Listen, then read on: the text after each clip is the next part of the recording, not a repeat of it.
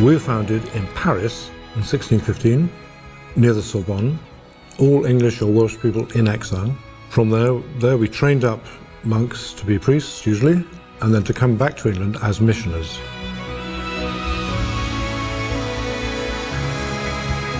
We are being welcomed by the promise of eternity. But you know, Benedictinism, monasticism, is very deep-rooted in the Church, and there is a wisdom and a spirituality there which still has something to say. We know that, still has something to say to the Church. As a monastic community, we are a family. We encourage each other in all that we do to live for God and to go to heaven.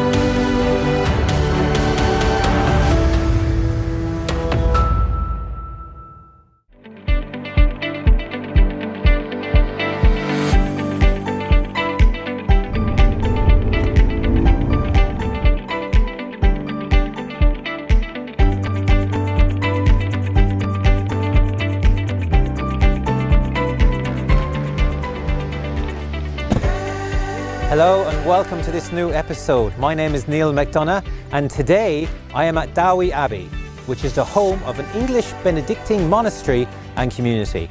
Why would someone want to live in community life? Why would someone want to live in a monastery? And why would someone want to be a Benedictine? These are just some of the questions that I'll be exploring today. So let's not waste time and meet the abbot who's waiting for us.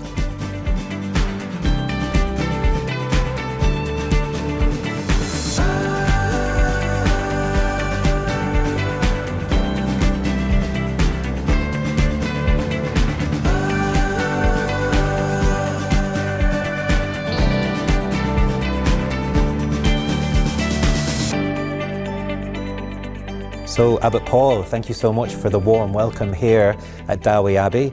It looks absolutely amazing. But why don't you begin by just explaining to me where exactly we are? Thank you very much, Neil, and I'm really glad you've all come. But it is Jesus Christ who bids us welcome. So where exactly are we? Well, in one sense, it's easy to give an address and say that we are at Douai Abbey, Upper Wolverhampton, Reading, on a very beautiful hill in West Berkshire. It is serene. In fact, this morning I thought how lovely during the office to hear the dawn chorus, and I was just listening to it. But more than that, where are we? Well, if you look at the building, we are being welcomed by the promise of eternity.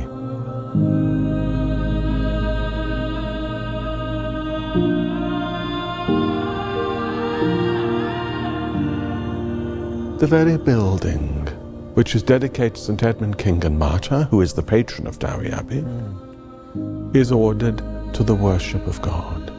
Because with our lives and our prayers and our praise, highest purpose is the worship of God.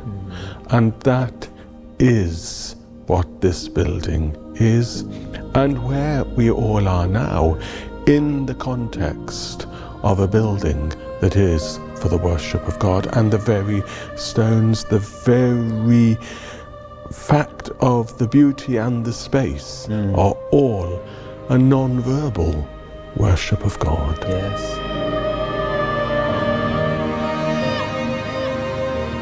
This is a Benedictine community, it's a monastic community. So for people watching, what is a typical day like here at the Abbey? As a monastic community, we are a family. We look after one another and we encourage each other in all that we do to live for God and to go to heaven.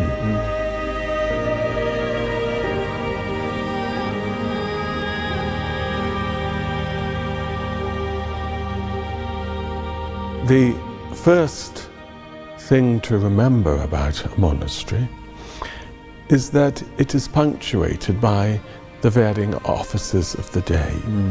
The divine office is our purpose, the celebration of the work of God. That's what the office is. We're celebrating God's work.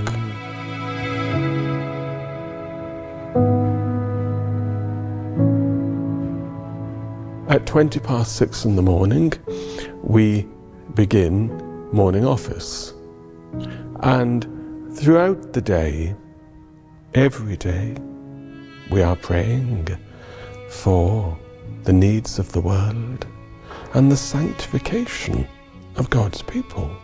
The first word that is uttered aloud is, Lord, open our lips and we shall declare your praise.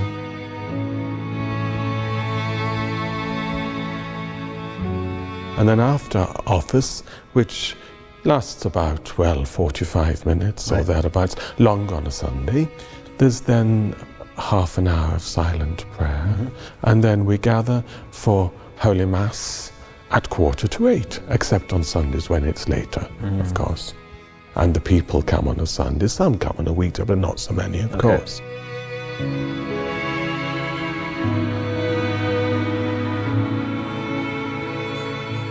At the end of the morning, at about 1:45, we have midday office, which is, of course, a shorter office, but it is immediately before lunch. And then after lunch, we work again. Some do more manual work. Others, of course, who are working in the administration will do that. Then there's the care of the guests. People come for spiritual direction. There's retreat work. There's preparation of talks, preparation of homilies. And so many people calling in who want to go to confession or who want to see us. There's so much going on in the evening at 6:00, which we still sing in Latin. Very good. And we've kept that, and it's cherished. It points to the otherness of God, but for those of us who also understand it, it keeps within its vocabulary the hidden dimensions of words that are not necessarily apparent in the vernacular. And it's part of our monastic patrimony. And many, not only myself, but many are glad we kept it. And that it survived. It brings colour, and it also contributes to the beauty of an ordered worship. Then we have supper together after half an hour of Lectio Divina. Now, Lectio Divina is that wonderful moment where the sacred scriptures speak to us.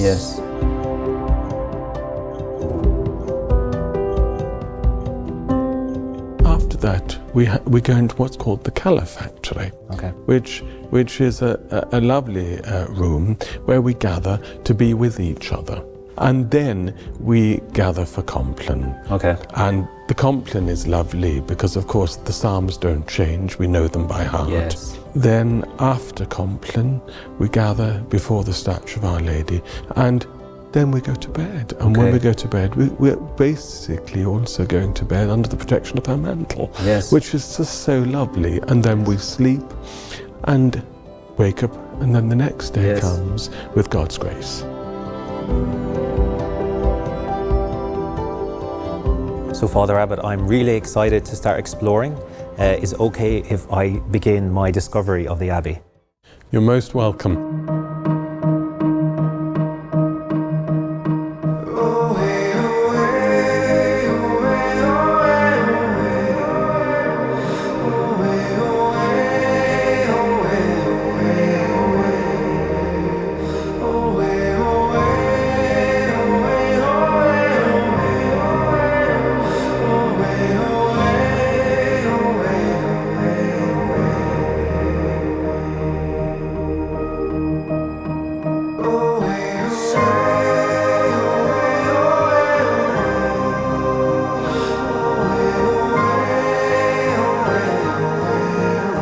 first thing that you notice as soon as you enter the Abbey Church is how bright it is.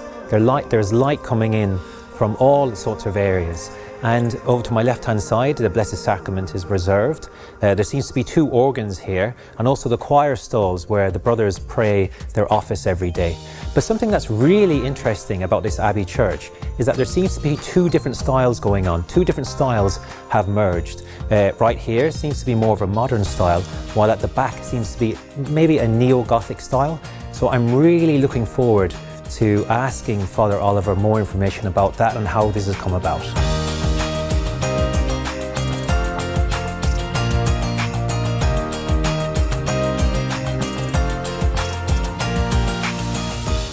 So, Father Oliver, here we are in the refectory.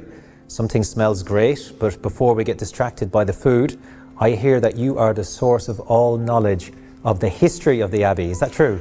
Well, I can tell the story, yes. Okay, I'm all ears, I'm all ears. Right, well, early 17th century, if you wanted to be a Catholic priest or a monk, you couldn't do it in England. So the 3 communities founded in France, what are now Ampleforth, Downside and Douai.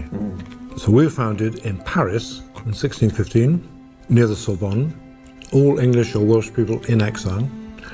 From there we trained up monks to be priests, usually, and then to come back to England as missioners. Secretly, sometimes, dramatic stories. So we were there through till the French Revolution. 100 years earlier, James II, Catholic King of England, was exiled and went to live in Paris, and we had good friendship with him. He was actually buried in our church. So when the French Revolution came along, the revolutionaries remembered this. So we were English, not a good thing, Catholic, and Royalist. So we were imprisoned in our own monastery and eventually dispersed. Some of our monks were still back in England, so we didn't all disappear. And we had no home till about 1818, so that was 1792 we were dispersed. 1818, although the community, individuals still existed, we went to new buildings in Douai, near Lille in northern France, into the buildings in which what became Downside was living. They'd gone, we moved in. And we were there from 1818 through to 1903, sending priests over to England parishes and having a small school there. In 1902, the French government was severely anti-Catholic and basically expelled all all religious communities, not just the English ones, not just the foreign ones, but the French ones as well. Some of them went back a few years later, but we were then looking for a home and came here to Woolhampton, where there was already a college called St Mary's Woolhampton, a diocesan school. They weren't doing very well, so they asked us effectively to take them over. And we built our own school here, gradually developed the monastery, buildings in the 30s and the 60s, etc. And carried on running parishes in other parts of the country. That's continued throughout the 20th century and 21st century, although fewer numbers now.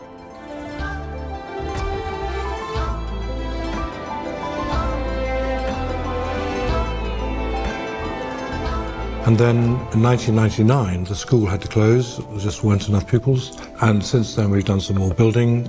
And our main work on site is now hospitality, the guest house. Beautiful. And one of the things I noticed, Father Oliver, when I entered the Abbey Church, there seems to be two different styles going on in the design. Would you mind just telling me a little bit about that? Okay, in 1903 when we arrived, there was a chapel, another smaller church.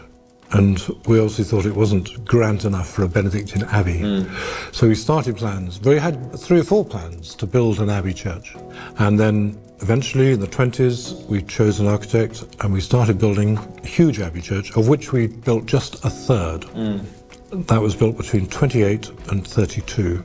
In 32, we put up this brick wall, which really made the church look completely cut off. And then we lived with that. We thought we might do a bit more in 10 years or 20 years, like in the medieval cathedrals and abbeys, which took us centuries to build. And the Second World War came, so things became impossible after that, until the 80s, when we were told that the wall was cracking, showing signs of weakness. And it would cost 300,000 to build a new temporary wall. We thought that was a bit crazy. So between 92 and 93, we raised £1 million and built the new completion of the Abbey Church.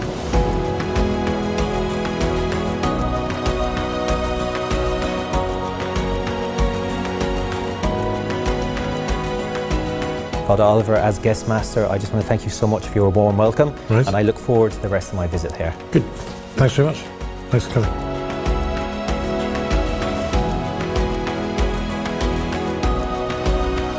So right now I'm in the monastery part of the abbey, which of course is reserved for the monks. And I just learned that there's a monk here who has been here for 60 years. How does one come here and then suddenly decide to spend the rest of their life here? Well, I'm about to meet Father Gabriel, the vocations director, to find out exactly how.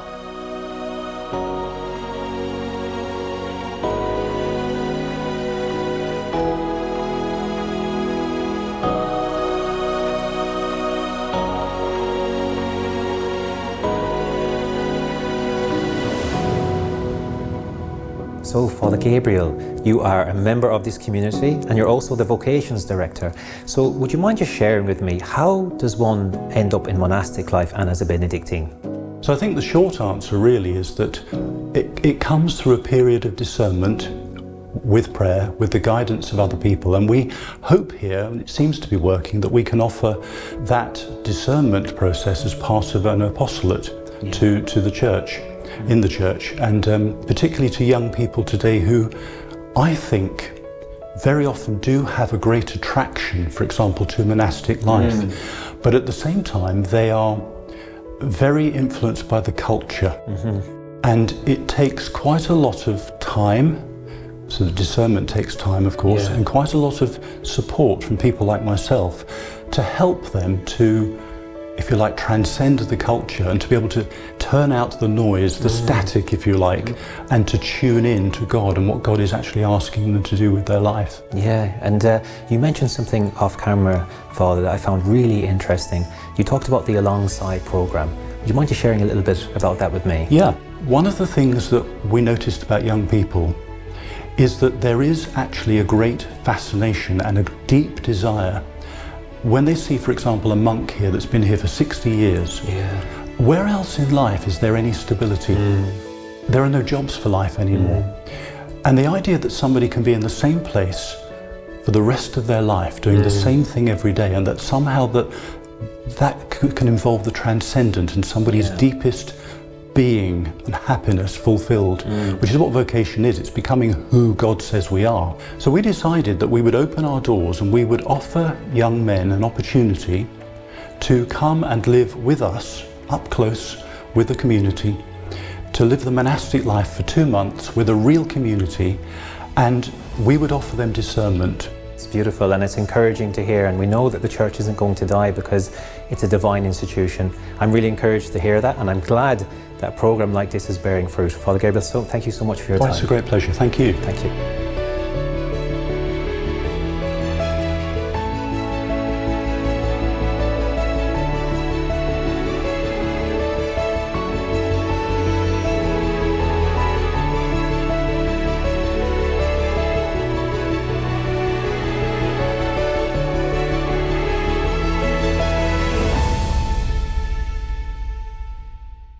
So what a warm welcome I had today from Abbot Paul, Father Oliver and Father Gabriel.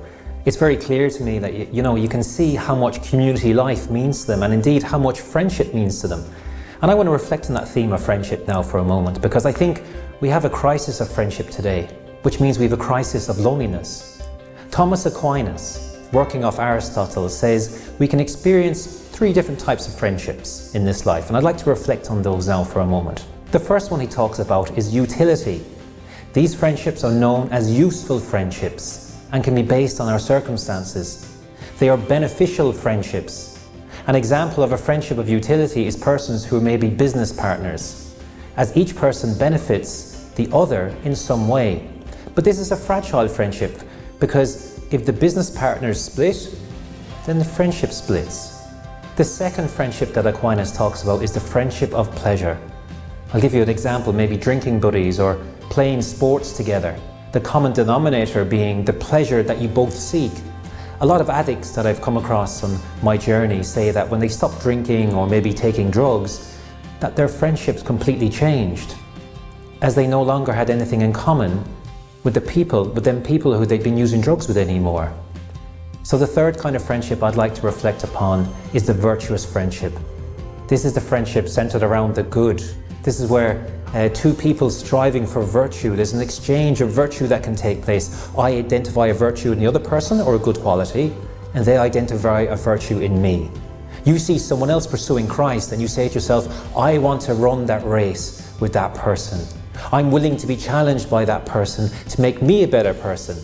But then I can draw out and call out the excellence in them. Someone who sees your flaws but chooses to stay by your side, but calls you on to be the best version of yourself.